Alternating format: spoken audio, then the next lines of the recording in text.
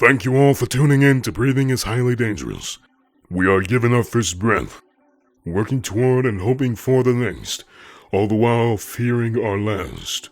Welcome to the show. No. The event. A little bit more grand. The movement. That's better, I like that.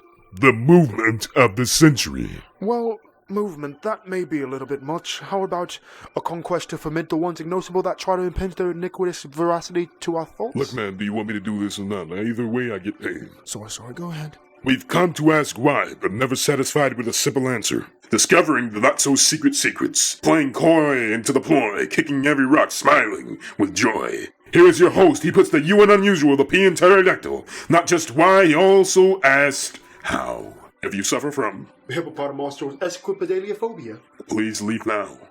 No one will believe you. I give you Emmanuel Manny Stewart. Thank you, all of you. I wanted to address something I said in the last one. I make general statements. I remove the variable to make a point. But when you put that variable back in, the point is still valid. It's like what I said about purpose. So my intent is for my statement to be taken as this. However, the way it can be perceived from a reasonable person, the way it can be perceived is these very ways. I already consider those. So I want to make sure that no matter how many variables there are of the uses people and the things that people can interpret from it, what I'm saying as long as we have a similar understanding of what words mean, it won't be incorrect. So I'm only speaking what is true. And I try my best to. That's what I try my best to. Yeah. I just wanted to explain that is. So the last thing we ended on in the last episode was innocence of people in prison. So let me readdress that for those of you that maybe didn't watch the episode. We need to completely disavow, tear down, and re-implement a judiciary system within our culture. If that doesn't happen, then just follow me and continue to follow me, and we'll get there. Not follow me, but let's go together down the same path, side to side, shoulder to shoulder. Okay? If you're with me on this, and we don't have enough people to make this change within in societies as a whole, where this injustice is so apparent and people don't want to consider it or do anything about it, just let's go together and be somewhere else. Okay, so now, innocence of people in prison. So we were addressing that. I said in the last one that we all have the same opportunity because innocent people are in prison, that we should all be highly concerned of ourselves being put into prison because innocent people are being incarcerated. Therefore, we should all, because that is a fact, a truth, and a consistency within the system that we have. We can no longer use the system, this particular system, because this is a result of this system. So why hasn't this changed? This hasn't changed, and this is where race is involved because of the exposure to this reality of this variant, this result of the judiciary system is more observable in certain communities. A community that is victimized by this the most also happens to be the community that contributes, that is housed the most. The issue is going to be more hidden and less and less had less concern over it. This is something that is being addressed very highly within social issues, which is prison reform, innocence projects, and such like that. Those things are wonderful. Too little, too late. That's what I say. The people and so this is where race is involved. And let's stick to numbers for this one. Observe it. Don't tell me what you feel. Tell me what is seen, can be seen, what is observable. So not all things that are observed are placed into sanctioned studies by the government. Because the government does a study on itself. You think you're going to come out with a result that it condemns what the government does? That it condemns itself, it rebukes itself? Sure, to an extent of a certain capacities, that it says, oh, we're making changes to that anyway, so this is a problem that we recognize. You think they're going to say, oh, we have so many of these issues, we need to change the whole thing, we need to just scrap it from the beginning. They don't want to, because they are making money off of it. They are successfully and they are financially supported by people that are unaware, and taxpayers are supporting it too. So you are supporting it unbeknownst. And and if you choose not to support it by not paying taxes, you also get put in prison. So they've really got a great handle. They've got you stuck in the loop of you perpetuating a problem that you are concerned with and want to contribute change to, but they are forcing you to create the problem as well, right? And the people that have a problem with it, the people that have an actual issue with it, are usually the less financially secure. Therefore, they have to go to work and provide money for themselves, that then they give a partial payment to an entity that is taking the money away. So they have these ideas of grandeur, not even grandeur. So I'm describing myself essentially. So I'm not the most I'm financially aware. I'm not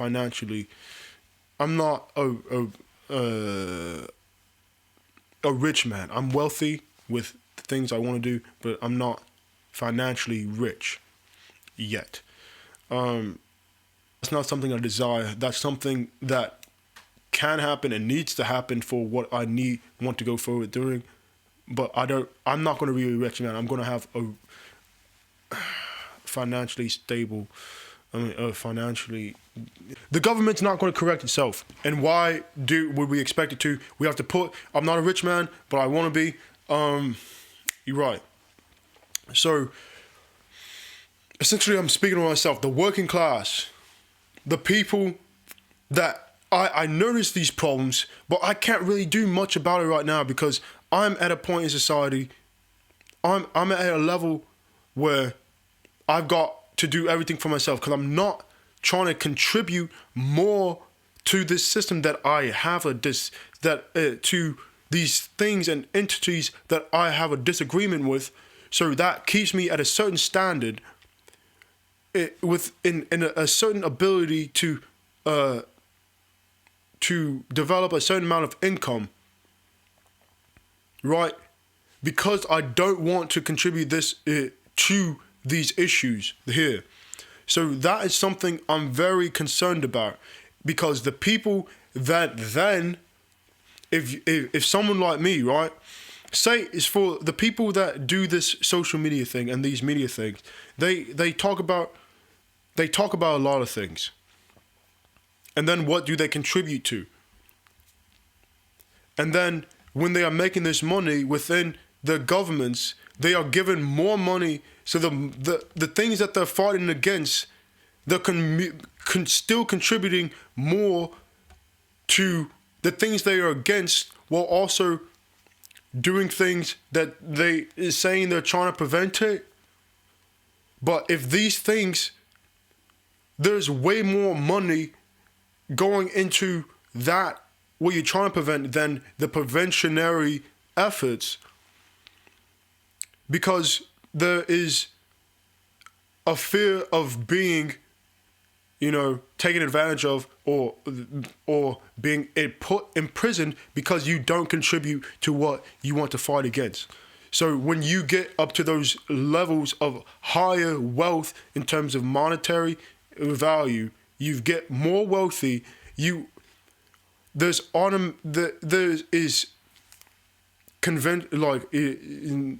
Usually you get less concerned about the issues.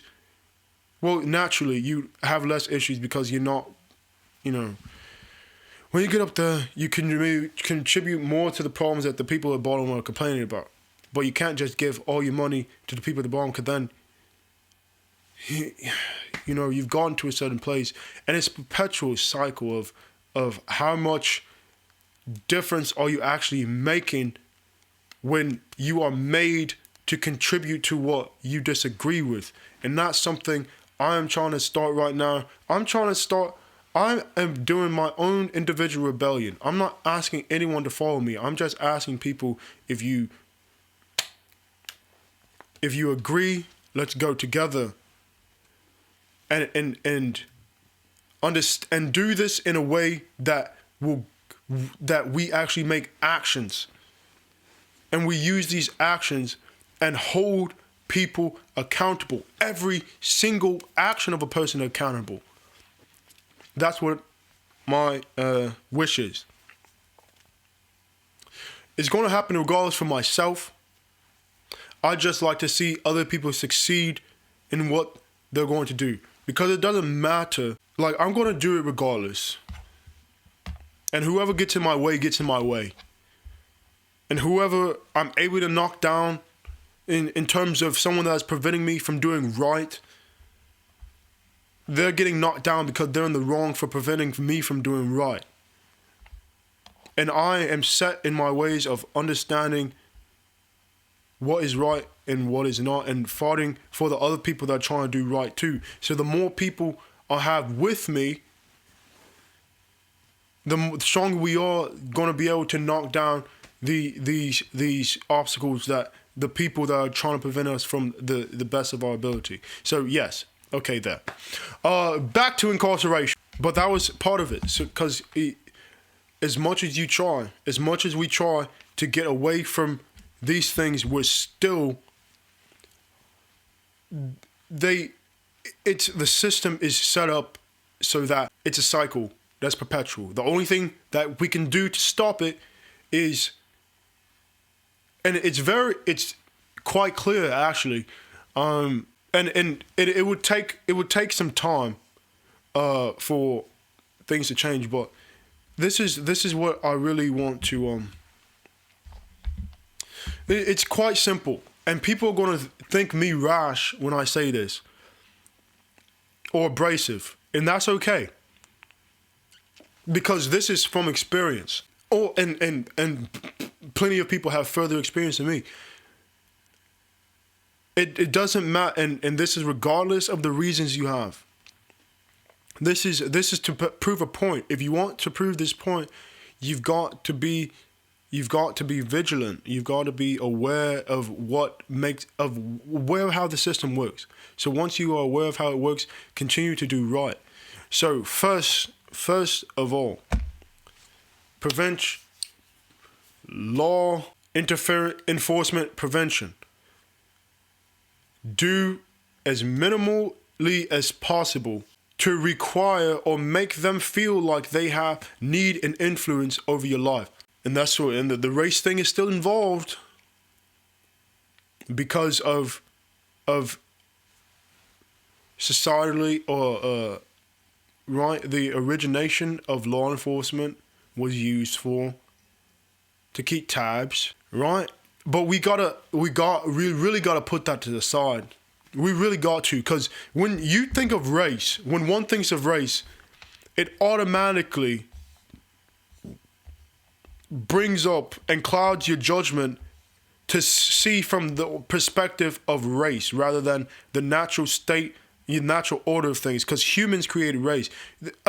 When humans didn't create race, humans created the thought of there being a difference of authority between the races. Whether or not you're the perpetrator or the victim, at this point, it doesn't matter.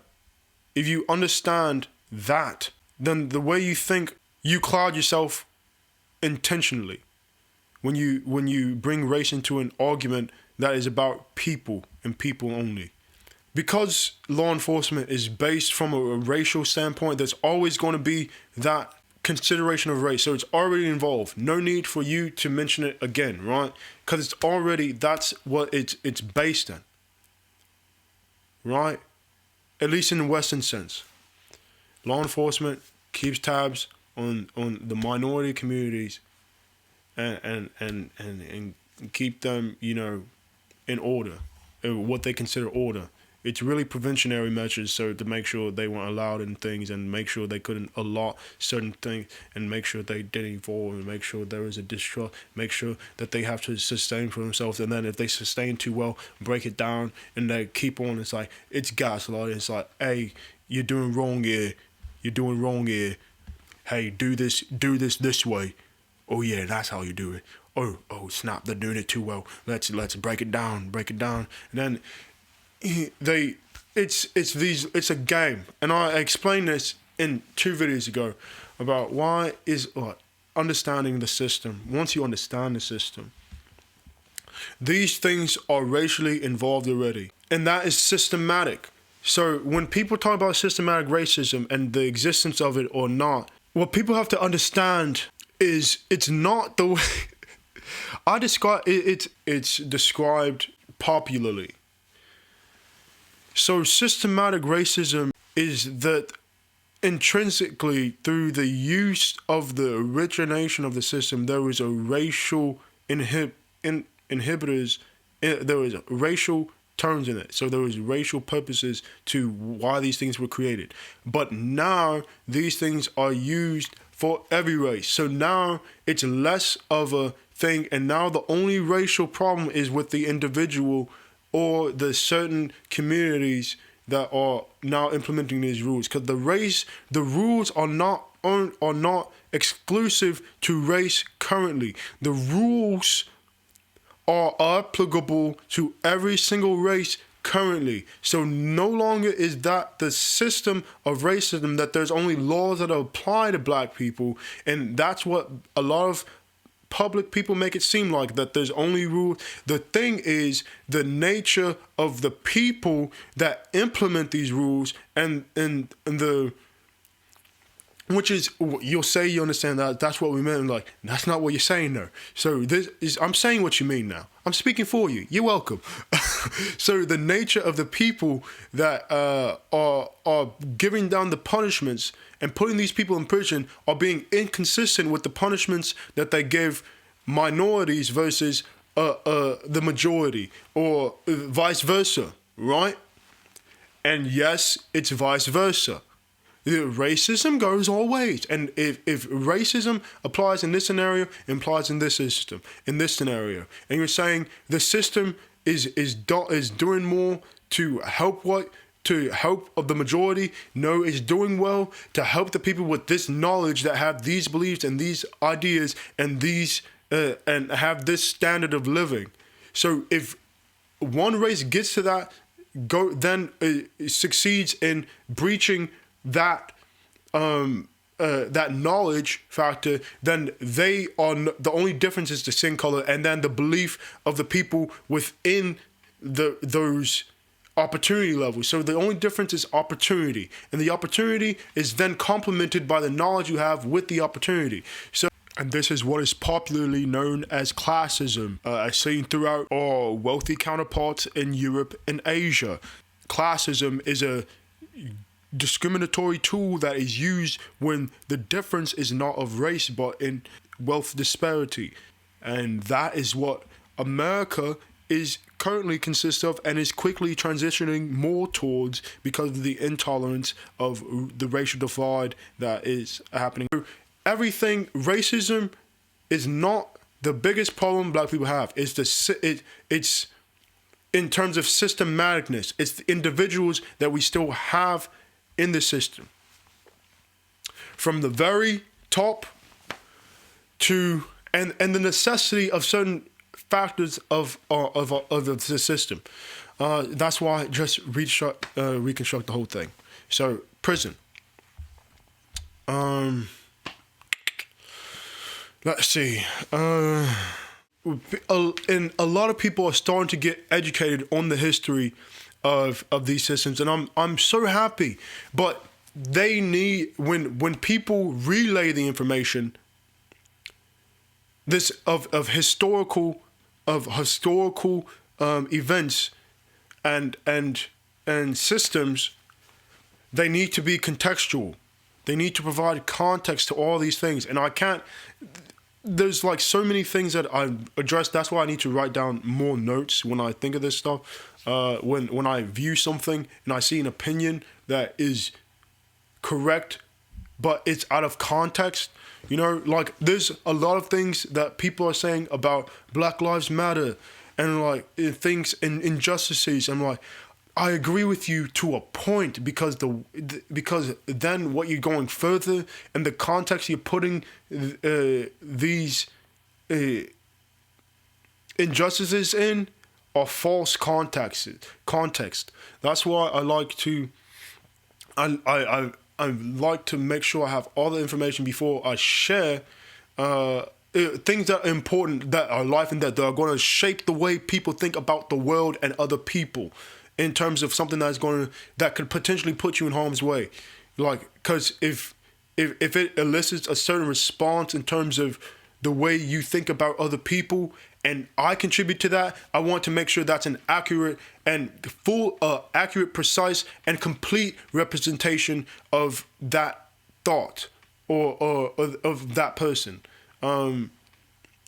Because a lot of people like to, when it's like it's a thing. It's for and that applies to the prison system. It's and to why prisoners can't get jobs and such. It's like, hey, you're a prisoner. I knew a prisoner. People think about the worst thing. What happens in prison? Like, you ask why you're in prison. Oh, that's not that bad. And you have to know that, and then you change your opinion about someone that's been incarcerated, right? But some people have a different threshold, like they don't care after you've heard someone say they've been in prison. It's like, I'm not going to talk to them. I don't care. Don't want to know. This is the type of life that they live, and they don't care to know. You have to care to know in order to care to change. In order to change, and you're right. You have to have an interest in changing in order for it to happen. Besides things that are naturally changing, which, you know. But in terms of a mindset, you have to be willing to, your mind has to, see, there's selective absorption and knowledge absorption as well, based on the topic at hand, right? So, indoctrination for adults is a very real thing. Like, children they do have choice. And this is what I'm going to talk about in another podcast about choice. That's going to be it's going to be a series. The choice series is going to be very important. And I've been talking about that because I've been writing as many notes about it because there's so much stuff. It's unbelievable. But it's lovely, and I hope you all get something from it. But here's a little hint of it. Children that, and this is considering the variables, considering disabilities, considering everything. So when I say this, understand I'm considering the variables, like I said at the beginning of the video. Children have very low choice in what they learn because being born, that's all you're doing is learning. by virtue of experiencing life, you're learning how to live. Now, the first thing you'll learn is identification of sounds, sights, feels, the senses, the things you're naturally born with. You'll learn naturally. You don't remember, you learn that stuff. Then the thing you learned to communicate, so communicative languages, the first communication of languages is not verbal language, it's not auditory. It's going to be, if considering the general child, this is also considering variables, but communication. After whatever senses you've got, that is the next one you've got, is communication, considering variables. Before you learn verbal communication, you learn visual communication. You learn visual cues. You understand. You start reading emotions of someone. You start being able to mimic those emotions. You start to be able to identify people and people's emotions and particular people's and micro expressions and macro expressions and like little nuances of those things. And that can be conscious or unconscious. That is just visualization, observation, and those things are learning. Whether or not the retention rate of knowing the moment you learned it, because now you can identify those things. And some people have, there's different levels and different times it takes for you to learn different exposures to those things. So those are all variables within the variant of So specular. So when indoctrination of adults. So children don't have choice. Adults, what you learn is all your fault. Adults, what you learn is all your fault. You get all the credit. You get all the blame. As an adult, all you learn. Okay. Variables. Let's consider the variables. So we, of course, for autonomous. Let me specify. Autonomous, self-control. Adults that are in self-control. Adults that have a sense of observation. They can observe in any sense, and that have autonomous bodily function. That have manual bodily functions that they can use to communicate. Any adult with the ability to communicate at any level, all variables considered, has a choice in what they learn. It is their fault. It is to their credit. It is to their fault. What they learn, what they are taught. Now, brainwashing is real. However, brainwashing is not control, it is manipulation. Because in a non-physical sense, anything non-physical is a manipulation, not a control. Because anything non-physical, you have a choice in observing. And this is factual across any degree of things. Because imagine, so when I say, so imagine you only have one sense. Imagine you only have hearing. The only thing you can do to not hear is, you only have hearing, right? So the thing that would block and give you plausible deniability for being able to hear something, and you only got hearing, is to plug your ears. Right? That is a physical control that you have over yourself. Over someone's non-physical control, they're trying to tell you something, they're trying to give you information, you are physically disabling them from you giving plausible deniability that you didn't hear them. Whether or not you heard them or not, it doesn't matter. You can say you didn't hear them by doing this and showing that you can't hear them. The only thing that I'm saying variable, the only way you would be able to hear them and you wouldn't be able to do anything is if you did not have, like you didn't have any limbs, you couldn't plug your ears, and you had no choice over whether or not you could hear someone or not. You were literally just a torso with no arms, you're just a torso and a head, and you couldn't plug your ears. You'd have to ask someone to plug your ears, and if that is a natural sense of you, that is your natural state at this point. So at that point, the only choice you have in hearing something is you don't have a choice because you can't speak over it, but the only choice you have is not remembering, and they can't say you didn't remember something because you can't communicate anywhere else.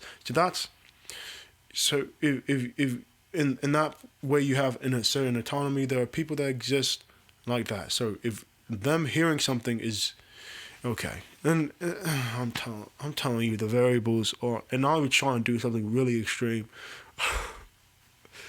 It's when people want to argue, when people get offended at so many things today, and they make a generalization about you, and then you make a generalization about them, versus the reaction that you give them and making them say okay and just disagree, and they say, and then it is mostly right. So there's a culture of offense nowadays. I just want to make sure I'm clear as possible, but that may not have helped because that was very.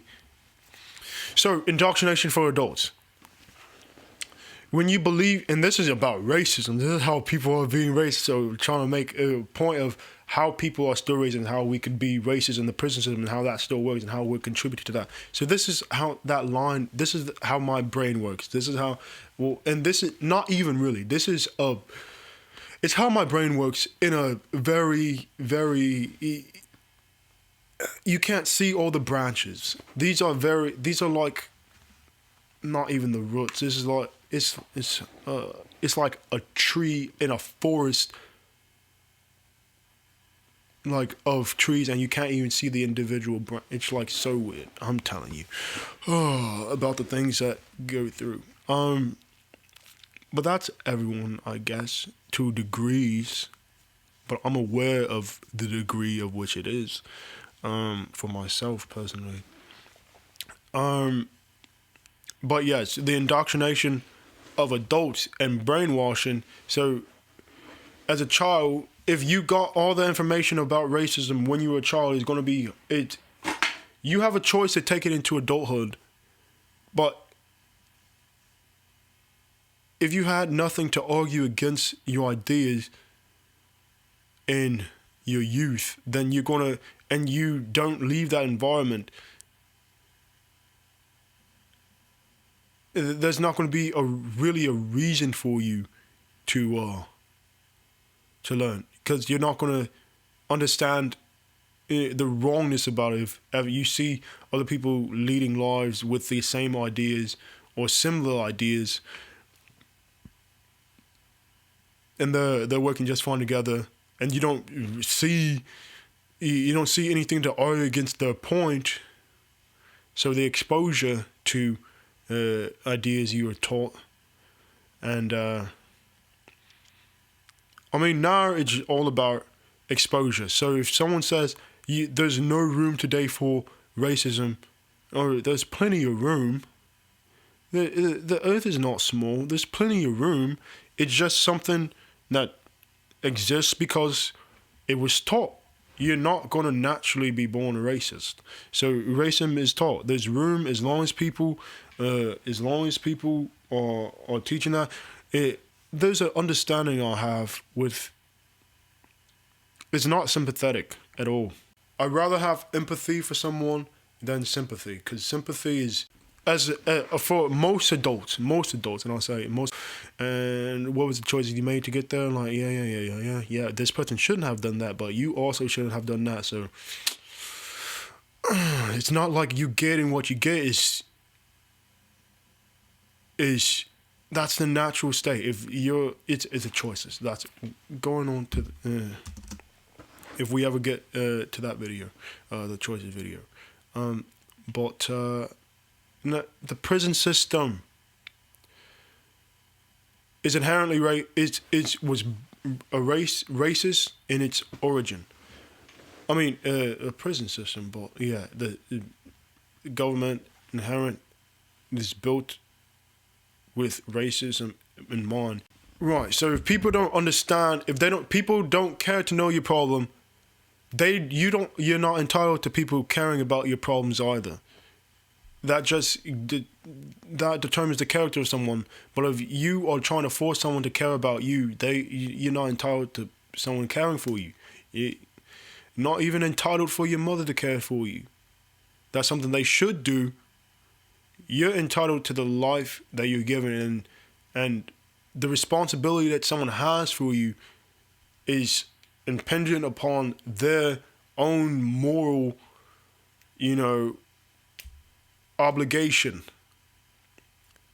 And that's hard to shoot straight. That's hard for people to understand. For people to, like, when I rarely tell that to people because they just get lost. They're like, you're weird. It's not that I want. It's not that I like that it's true. It's just like, it's just like naturally. Yeah, that's just like that's what it is.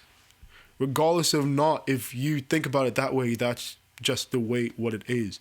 Like if you, the only, and I have a video about that. I'll go and delve into that later. Like I keep saying.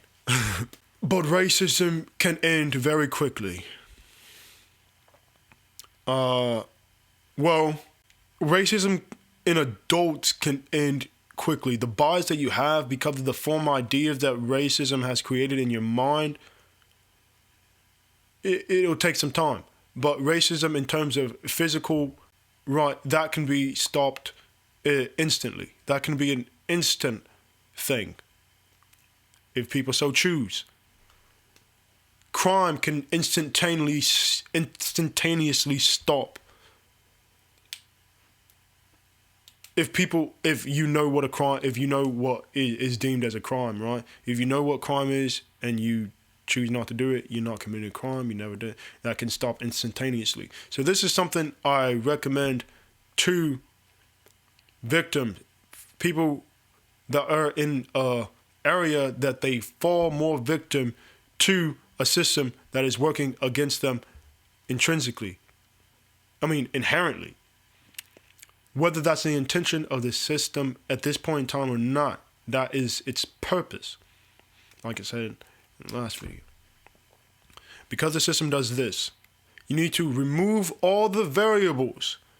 Because when you're already at a disadvantage for being a human, that's the first disadvantage, being an innocent human being. Innocent human beings get put in prison. Add a variable. You are innocent human being in a very police-heavy environment. That's a second variable. You are an innocent human being in a police-heavy environment that you are a minority inside of, that you are a person of color, okay? In this, person of color, minority, irrepresentative of the police, okay? I'll say that. Okay, here we go. You are an innocent human in a society, in a community, and you are a historical victim of the police. Okay, so when you've already got all those things down upon you, as an innocent, you're already at a higher standard of exposure to being unwarrantedly apprehended by law enforcement. Now put you actually committing a crime on top of that, you are at a very you've marked yourself with an inevitable, quite nearly inevitable. Well, no, it's inevitable. Quite nearly inevitable mark, depending on what the type of crime you committed. So for certain crimes, inevitable mark. Other crimes, nearly inevitable mark within that community. So people that are at a disadvantage, why do they increase the disadvantage upon themselves by doing things that are actually get them imprisoned when they already know the disadvantage? And that's just on the street. Now, you want to go into the courtroom, please don't make me do it. Don't make me do it. I won't. Because I don't need to explain that, do I? If you got that point, you got that point. Don't commit crimes because you've already got a target on your back. You put a bigger target when you commit crimes. If you don't understand that, it doesn't matter if you're good at hiding your crimes. Your target automatically gets bigger if you commit a crime. The degree of which the target increases, it depends on how good you are at committing crimes. But your target's you already have a target about. You can't walk around like other people can in society. And that is because of biases. And that is because of the way the law enforcement system works. And that is the current system, and that is not going to change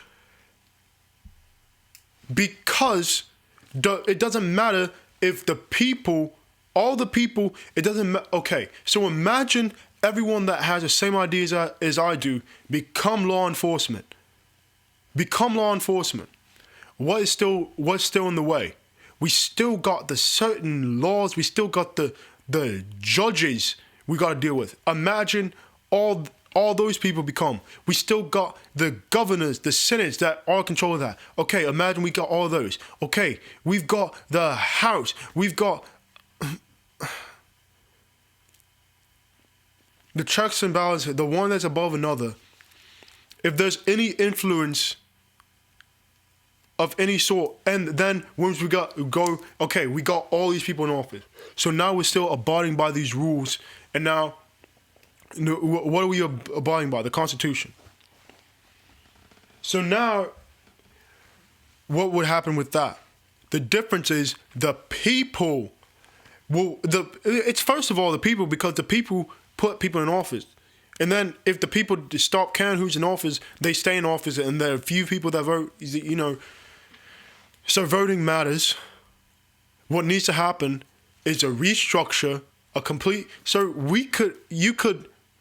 we need to have a set idea of what want this new system to look like before we try to tear down this one that there is, or before we try to replace one there is. We have to have a set thing, so because we can have faith in God that we're going to create this new thing, but with our faith, He also wants us to be logical. He wants us to be vigilant and understanding of the other things, that the impacts that and be safe and be rational and be wise about the moves that we make,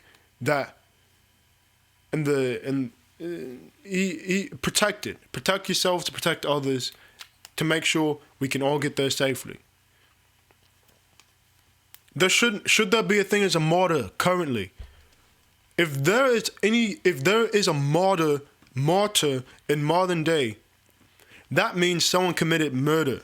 This episode is taking place. Martin Luther King's Day is coming up. I just heard about it. Not just heard about it, but it's coming up later this month. He shouldn't have been a martyr. Was that his intention to be a martyr? Just because he understood that that he was a target doesn't mean he wanted to be a target. He became a martyr. Malcolm X only became a martyr because they were murdered. Someone committed a crime because people were talking about crimes that were committed against their own people.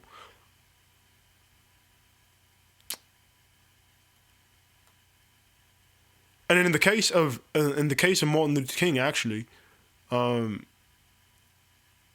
there's nuance. There's nuance with Malcolm X as well. Because okay. So you got to do your studies, and whether or not you agree with the idea behind that and its relevance to what I'm saying in terms of both of them in the same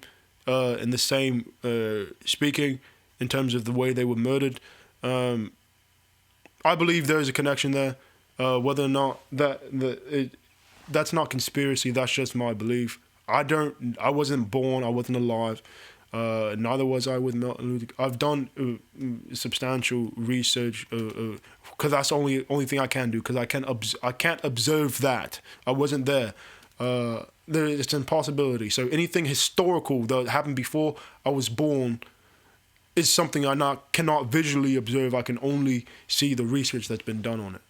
So that's the only thing. That's the things I research and study, are the things that are events that are not reoccurring, and that I have no possible way of observing in person. So that is what only historical things I research, events and people themselves, not necessarily what they say.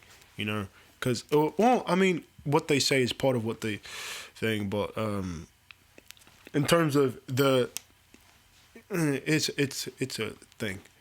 There's not many people I talk to very in depth, because most people are not interested.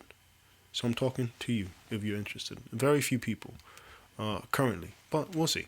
The connection with Martin Luther King. Martin Luther King he died in hospital because he was shot, and then the Caucasian nurses and doctors would not operate on him because of his color.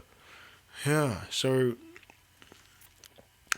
he didn't want to be a martyr. He didn't say, hey, dude, shoot me.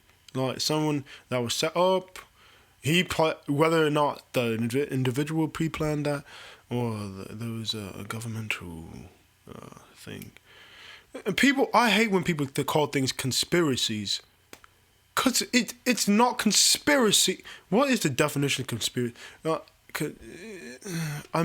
Whatever, there's proof, there's evidence of certain things in terms of what was written down. So that's the only thing I can go based off of if I believe that. Right? But, I like to wait till all the evidence comes out. It's been nearly 60 years, so 53 years? I don't know when he died, or something like that. But yeah. Racism is a very straight on issue to solve. The amount of exposure you give to yourself, the target that you have on your back, only increases when you do things that someone would reasonably put a target on your back for. So just be wise in that, and it's very simple. Whether or not the efforts you put in towards committing a crime to make it seem like something's a shortcut is not going to be helpful to you in the long run, unless your intention is to get rehabilitation that you may or may not get in prison. So I know some people have come out with degrees from prison, and that they say it's changed their lives. It may very well have. Was it their intention in the first place to get imprisoned though? So the effort that the way that they got in prison was through the things that they did to get there. If they considered themselves guilty as well, you could have achieved those things maybe at an even quicker rate, and without the experience of prison itself, you could have done that on the outside, maybe quicker or maybe not. But in terms of taking you out of an environment, you can only enrich yourself if you willingly displace yourself from what you are knowing to have a negative effect on your life. All right. So I don't know if I talked about prison that much in this episode, but I think that just finished it off. Yeah. Oh yeah, I was going to talk about the death penalty. We'll make that a third one. We'll do that. We'll talk about the death penalty in the next video. It's going to be very quick. It'll probably be a short. It'll probably be a short. But yeah, thank you for listening and watching. Be blessed, stay blessed, and I'll see you all and hear you. And I won't see you. Cheers.